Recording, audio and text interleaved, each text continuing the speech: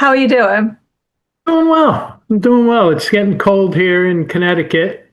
So, Oh, yeah. it's hit like -1 today, Celsius. Oh, Is it been like similar for you? well, all I know is Fahrenheit. It's Okay. it's probably 45, but overnight it's cold.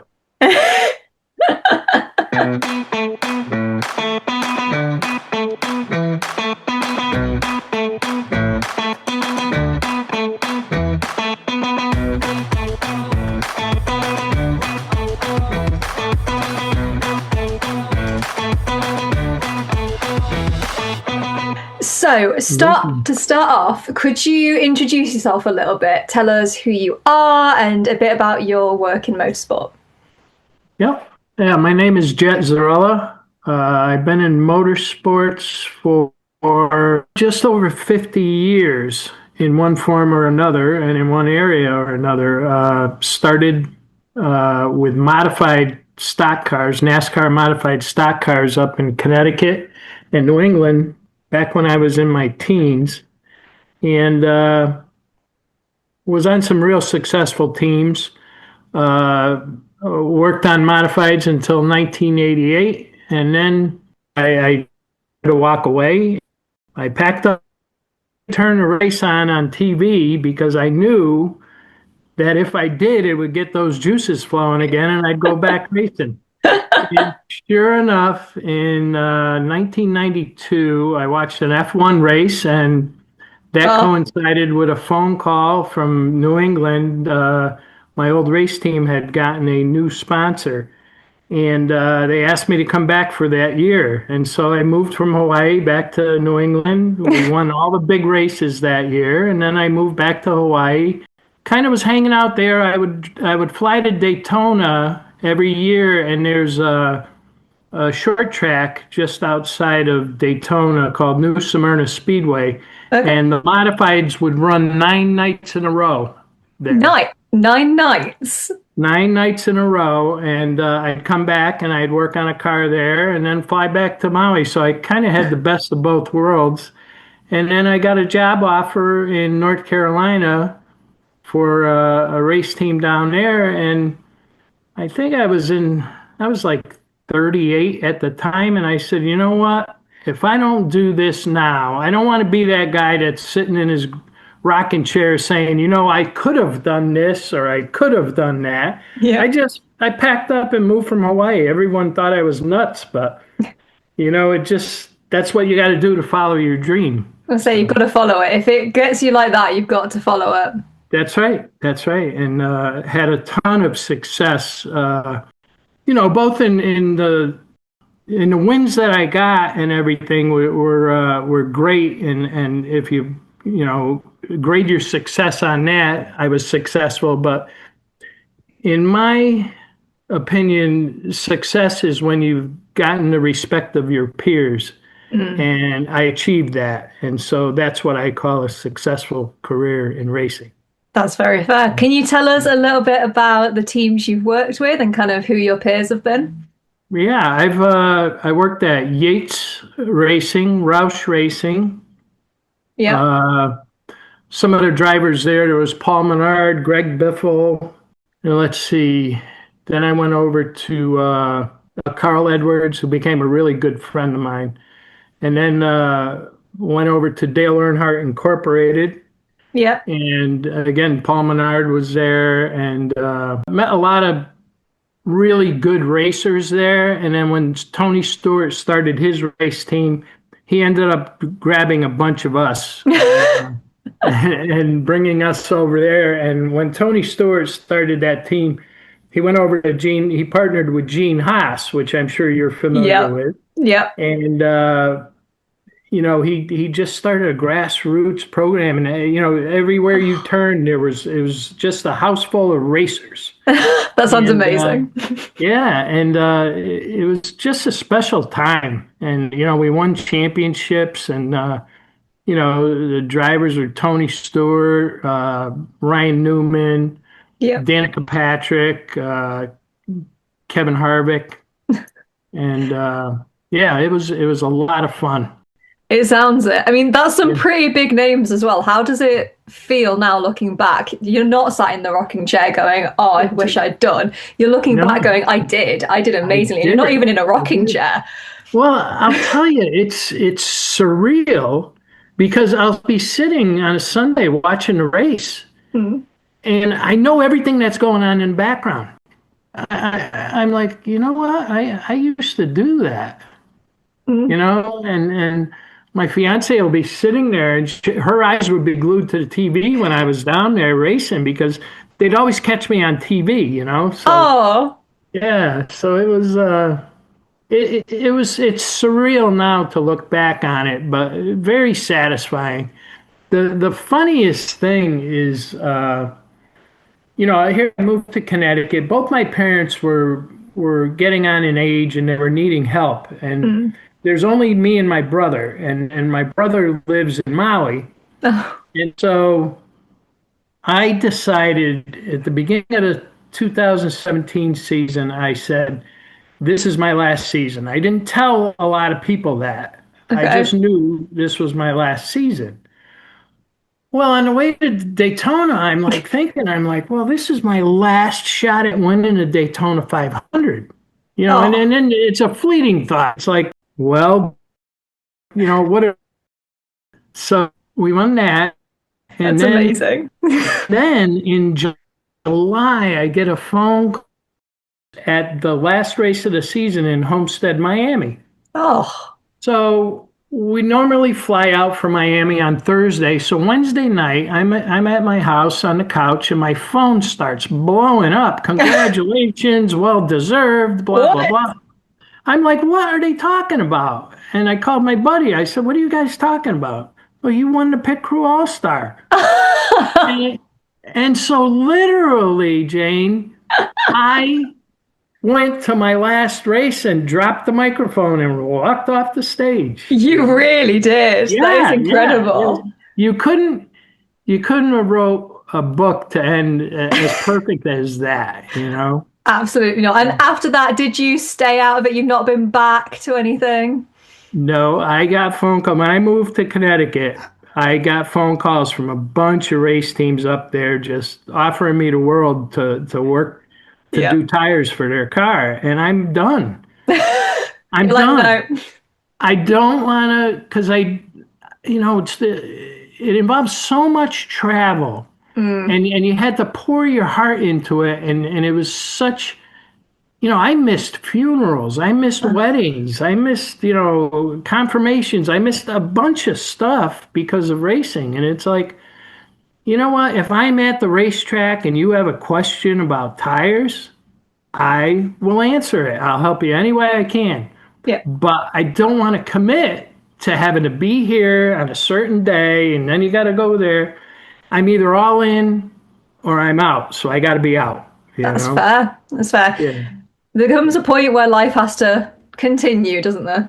Yeah, you have to you got to follow your dreams. An interesting story Yeah.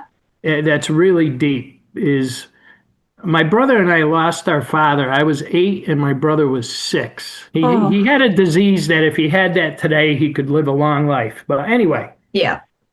we didn't know a lot about him at that age. You know what I mean? And then Yeah. years later, my brother is an accomplished sculptor and painter. He's got pieces in the Vatican. Oh my gosh. Okay, and I had a very successful career in racing. Yeah. Well, all these years later, we find out that my father, he ran a farm with his father. He would sneak off to the local racetrack name because if his father ever found out, he'd kill him. So so he was doing that. And then so he had that racing in his blood. We Yeah. didn't know that. And then when he got sick, he was a collector of guns. He would do some hunting. Hmm. And what he would do is he would carve his gun stocks, his wooden gun stocks. Oh, And that's then my amazing. brother goes on to become, a world-renowned artist, Oh my carving God. wood. So that was unbeknownst to us. We didn't follow those paths because we knew. Yeah. It was something, it's almost like he lived his life vicariously through us, Yeah. you know? That is incredible. Like for And somebody that you didn't even know super no, well, that is no. And amazing. my mother had remarried. This is another interesting part of it. It's Mm. the irony of it all. My Okay. mother had remarried, and so now we have a stepdad. Yep. And he was a good person. He was a strict dad. Mm. And I was, traveling all over the place following these race cars all over New England and down south. And he's like, what are you doing following all those things around? You need to, you can't ever make any money racing. And then he would tell my brother, he'd say, artists are a dime a dozen. Why don't you get a job at McDonald's or something? Yep. Well, years later, my brother did a commencement speech at the Maui High School, and he told this story. And at the time, I was working at Dale Earnhardt Incorporated, and Yeah. one of my brother's biggest clients buying his artwork was the CEO of McDonald's. Oh my gosh. So it's just funny how all those stories tie in, you know? Yeah. And then all those years later, my stepdad is asking me for hats and shirts and all kinds of stuff. But Yeah. I mean, just to at the be end fair, of the day, when all the dust settled, he was very proud of both of us. So that's good. yeah, it's just funny. You gotta. There's a lot of things you have to sacrifice and stuff to follow your dream. So Mm. and that's why I tell people now is when you're as long as your kids aren't aspiring to be drug dealers or bank robbers, support what they want to do, I mean, yeah, fair. If they're going to be happy in it, that's the important thing, isn't it? That's right. So I started to say the craziest thing was when I first moved here, Mm. I got a job and I was an inspector for asphalt restoration. Uh, Okay. and then I'd make sure everything was getting paved correctly. And, Yep. in the beginning, I had to get my feet underneath me with that aspect.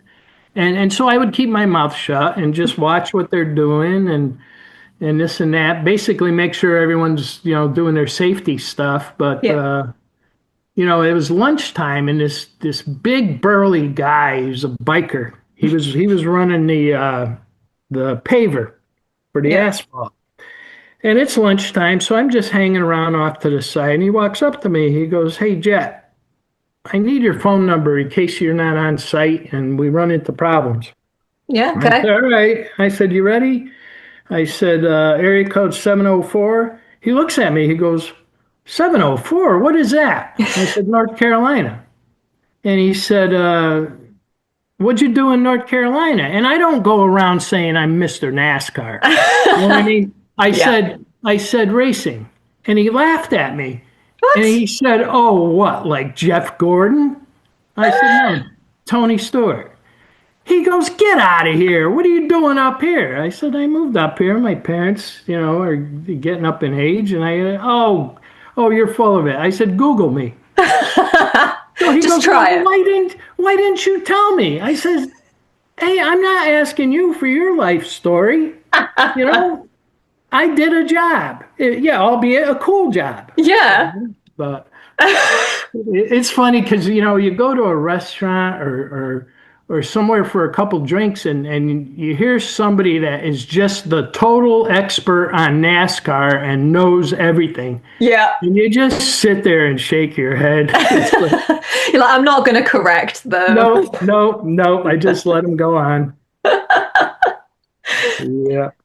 So you worked a lot with tires in NASCAR, yeah? Can you tell us a little bit Yeah. about the work that you did and kind of Yeah. how Yeah. you got into it?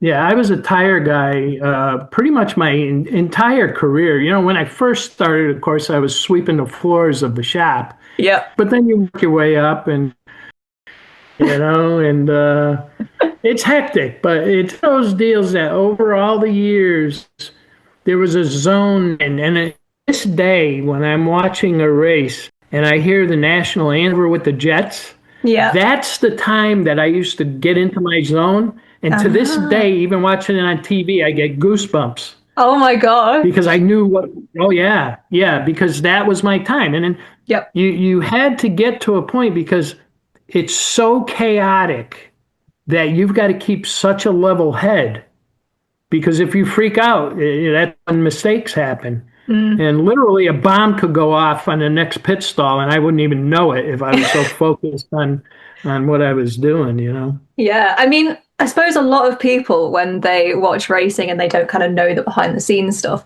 they'll watch a pit stop and just see loads of Yep. people running around the car, and that's kind of Right. it. That's all they see. But it Right. is very interesting, kind of like when you actually boil it down to everything, what happens. Like, I so often see people adjusting tire pressures and everything in the pit Yeah. lane. Yeah. And I Yeah. suppose just for the people that don't know, could you kind of explain a little bit about why it's so important there?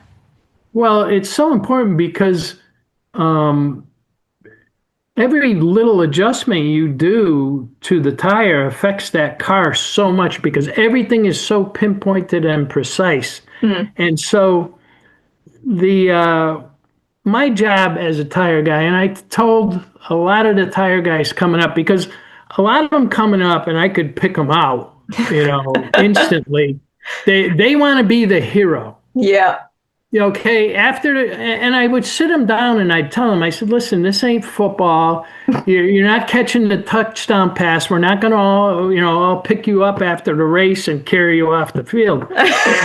You don't need to be a hero. You need to be this. If we're going to compare this to American football, you're the center. Yeah. Our job is to hike the ball to the crew chief the same way every single time. Yeah. That way, there are any adjustments he does to the car, that's the only thing affecting it. Yeah.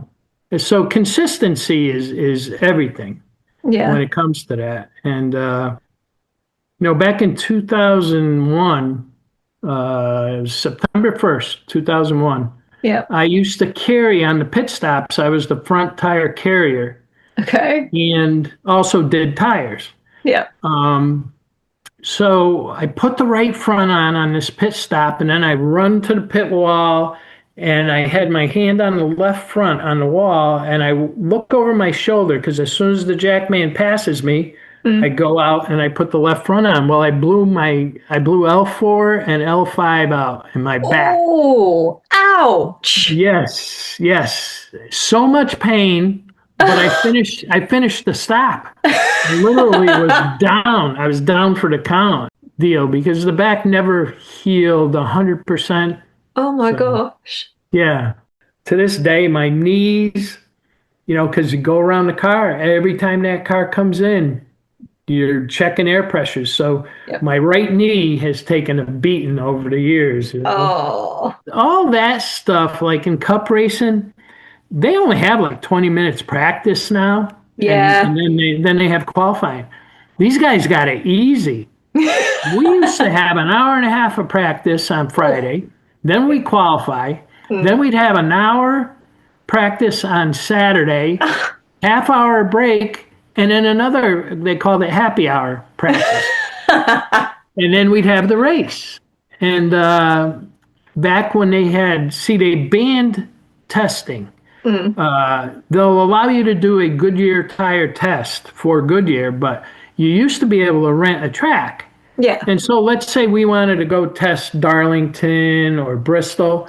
Well, we would call up a couple of, if we were running Chevrolets, we'd call up a couple other Chevy teams, and then we'd all go in on the cost because you got to pay for the track rental, the track crew, Yeah. the ambulance, all of that. Yeah, it makes sense. Well, back then you could test all you wanted. Oh my So gosh. I tell people there was seasons, entire seasons that I was never home for any 24-hour period. Oh Yeah, my yeah, gosh. yeah. So you want to talk about sacrifice, but Yeah. people see on TV Victory Lane and the champagne flying and people high-fiving. Well, there's a whole lot that goes on in the background to get to that point. Yeah. There's a lot of dedication. Oh, it's unbelievable. You got to be dedicated, and the guys if I sensed, and I could tell talking to any of these guys that, they'd come up and they'd ask me questions. And if I knew that they didn't just take the tire guy position on that race team because it was the only job open, Yeah. I would help guys that wanted to be the best tire guy in the garage. Yeah. And because no matter what, I tell them, you got to strive to be the best at your profession. And guess what? If you fall just a little bit short, that means you're really, really, really good. That is a very good bit of advice. I like that. Yes. If you've enjoyed this episode, please feel free to like, comment, share, tell your friends about it, and go follow us on social media under Orange Suits and Boots. Thank you very much for listening and have a lovely day.